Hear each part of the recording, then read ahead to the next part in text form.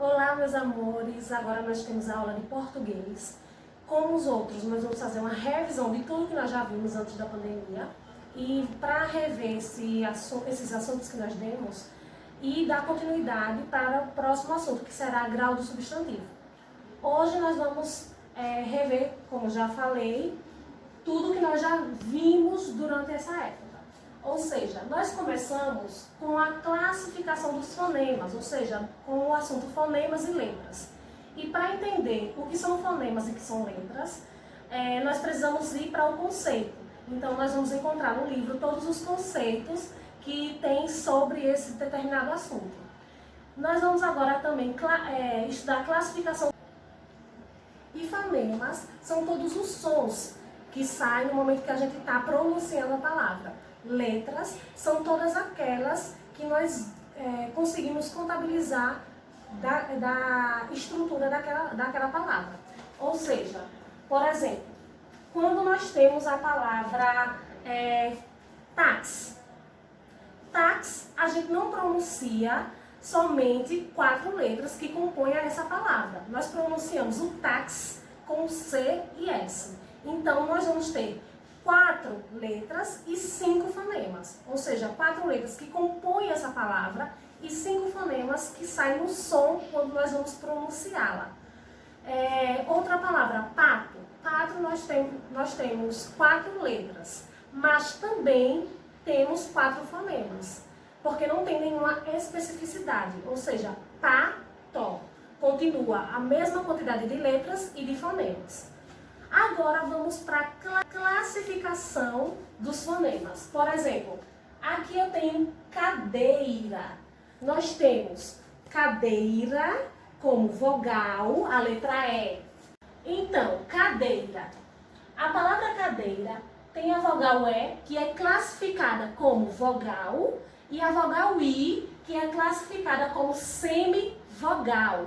Ou seja, cadeira, vogal sempre vai ser o som mais forte da vogal que nós estamos pronunciando. Cadeira. Ou seja, a vogal E será a vogal na palavra. E aí, a semivogal. Por exemplo, nós temos também água. Água. A letra A vogal A, no final, ela tem um som mais forte. Ou seja, esse fonema será classificado como vogal. E a vogal U como semivogal, porque ela está, como nós podemos falar para vocês, ela está se adequando àquela letra, ou seja, está se estruturando na letra A. Então, água, a letra U como semivogal e a letra A como vogal. Nós também temos a questão dos encontros vocálicos. Nós estudamos encontros vocálicos, ou seja, que pode ser ditongo, tritongo e hiato. Ou seja, os encontros vocálicos de ditongo, ele é formado por uma vogal mais uma semivogal. O tritongo é uma semivogal mais uma vogal e semivogal. E o hiato são formados por 2 vogais, só que no momento da separação silábica, eles têm que estar em sílabas diferentes. Por exemplo, um exemplo do hiato, baú. Baú, quando a gente faz a separação, eles ficam em sílabas diferentes. Então, aí nós vamos ter 2 vogais e, consequentemente, nós classificamos como hiato, certo? Nós também podemos falar sobre os encontros consonantais, ou seja, são encontros de 2 consoantes. Nós temos as consoantes separáveis e inseparáveis. Separáveis é que quando nós fazemos a separação silábica, as consoantes ficam em sílabas diferentes. Por exemplo, nós temos aqui horta. Horta, nós temos, quando nós vamos separar, nós temos um encontro consonantal, mas separável, porque o R e o T, eles ficam separados. Então, nós temos aí um encontro consonantal separáveis. Inseparáveis, nós temos o exemplo de flores. quando nós separamos a palavra flores, nós percebemos que o encontro consonantal, ele fica junto em uma mesma sílaba. Então, eles são inseparáveis. Outro assunto que nós vamos rever são as questões dos dígrafos. Mas atenção, eu percebi que no momento das aulas, quando nós estávamos dando esses assuntos, eu percebi que alguns alunos tinham dificuldades no quesito D. RR, professora, não são consoantes e estão juntos, mas nós temos que entender que os dígrafos são duas consoantes que apresentam o mesmo som. Ou seja, horta, nós estamos percebendo que é um encontro consonantal, porque nós falamos o R, nós escutamos também a letra T. Então, é um encontro consonantal. Um dígrafo, carro. No momento que nós vamos pronunciar a palavra carro, os dois R's, o som fica de um R só. Então, é um dígrafo, certo? Exemplos de dígrafos: SH, LH, NH, GU e QU. RR, SS, SC, SC cedilha e XC. Professora, por que GU e QU são dígrafos? Eles só serão dígrafos, atenção, preste muita atenção, eles só serão dígrafos quando a vogal ela não for pronunciada. Um exemplo é guirlanda. Guirlanda é um dígrafo, porque guirlanda nós não pronunciamos a vogal U. Então, guirlanda será um dígrafo. Agora, um exemplo quando ela não é dígrafo, ou seja, aguentar. Nós pronunciamos a palavra U. Então, aguentar não é um dígrafo, certo? O próximo assunto que nós vamos ver é sobre substantivos. Então, vocês podem estar encontrando tanto na gramática, na página 46 e 47, e tanto no livro de português, nas páginas de 58 a 60, certo? Os dígrafos. Nós também temos os dígrafos vocálicos, ou seja, quando nós pronunciamos as vogais nasais, certo? Por exemplo, pente. O E e o N, eles são pronunciados nasal, ou seja, pente. Ambulância. Então, o AM, que está no início da palavra ambulância, é um dígrafo vocálico, porque nós estamos pronunciando a vogal, a palavra nasalizada, certo? Então, nós temos pente, ambulância, cinto. Então, todas essas iniciais,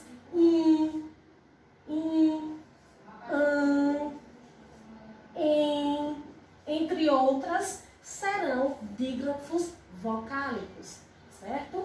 Então, vamos rever agora um pouco do substantivo.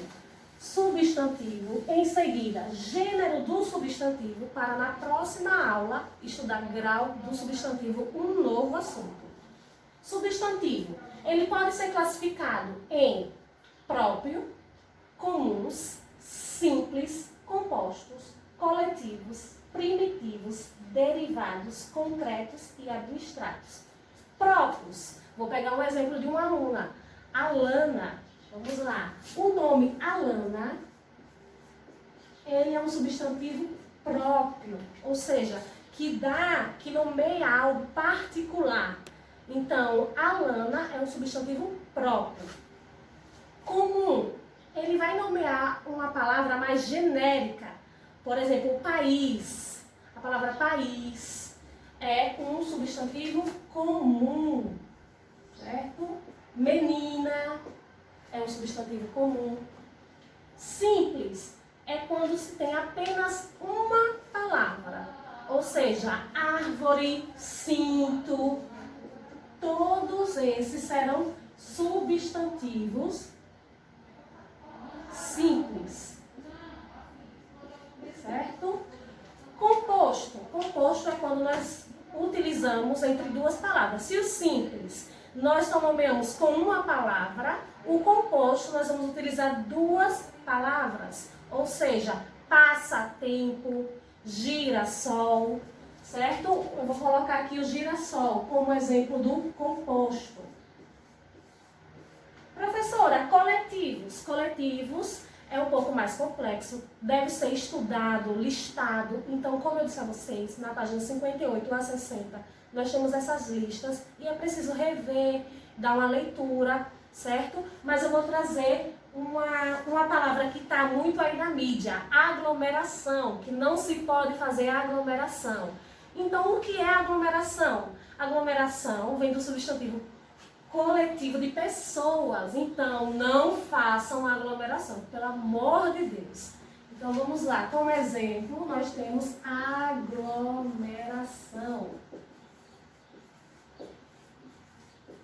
Primitivos. É uma coisa aí muito importante e que muitas vezes, querendo ou não, a gente fica assistindo e dá aquela dor no coração de saber a realidade que está acontecendo. É o jornal. O jornal é uma palavra, é um substantivo primitivo. E derivado, jornaleiro, certo? Jornaleiro. Concreto.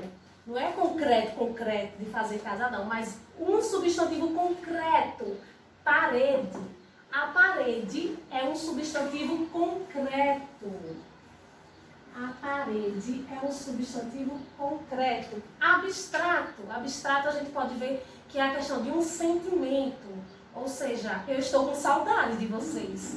Então, esse sentimento que eu coloco nessa frase, eu estou com saudade, é abstrato. Amor é abstrato. Então, saudade, vou estar nomeando aqui como um substantivo abstrato.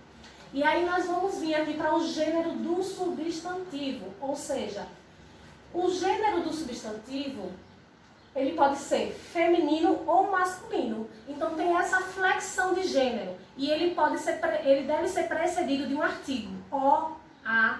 Então, para nomear o gênero do substantivo, ele deve ser precedido de um artigo. Para isso, nós temos os substantivos biformes, ou seja, que nós modificamos, assim, o rato, a rata, certo? São biformes, tem duas formas para nomear aquela palavra, aquele lugar, aquela coisa. Então, são duas formas, biformes, duas formas. Ou seja, mas também temos exemplos quando muda o radical por completo. Por exemplo, homem e mulher. São biformes, que nomeiam um homem e uma mulher. Porém, ele muda totalmente o radical. O rato e a rata não, é um pouco mais lógico, né? Também temos o gênero dos substantivos uniformes, ou seja, epicenos. Nós utilizamos macho ou fêmea para atribuir ou acrescentar naquela palavra. Nós rimos muito nesse momento porque muitos alunos achavam que existia jacaroa, de jacaré. Mas não, para nomear um jacaré macho ou um jacaré fêmea. Nós até discutimos um texto que nós trouxemos na aula de ciências. E aí eu questionei na própria aula de ciências se a gente podia identificar o jacaré, se ele era macho ou fêmea. E muitas pessoas dizem que não, e realmente. Ele tem que ser precedido de macho ou fêmea para a gente identificar o gênero desse animal. Nós também temos os uniformes sobrecomuns, ou seja, vão nomear pessoas, crianças, a gente não sabe. Criança pode ser uma menina, um menino, então a gente não sabe. Então, sobrecomuns, vamos utilizar essa palavra para nomear pessoas. E por fim, sobrecomum de dois gêneros, ou seja, o artigo que vai flexionar o substantivo. Por exemplo, colega. Eu tenho um colega ou uma colega. Então, o artigo que vai dizer se ela é feminina ou masculino. Ou seja, o meu colega de classe, o meu, então é um homem. A minha colega de classe, então a palavra que vem antes que vai decidir e nomear se ali vai ser do gênero feminino ou masculino. Ou seja, o que vai se flexionar é o artigo, para a gente dar significado a esse substantivo. Então, esse foi um resumo da nossa aula de português, do que nós demos. Não vai englobar tudo, então nós precisamos realmente ler. Vamos fazer as atividades para identificar e na próxima aula teremos o nosso novo assunto. Um beijo e fiquem com Deus.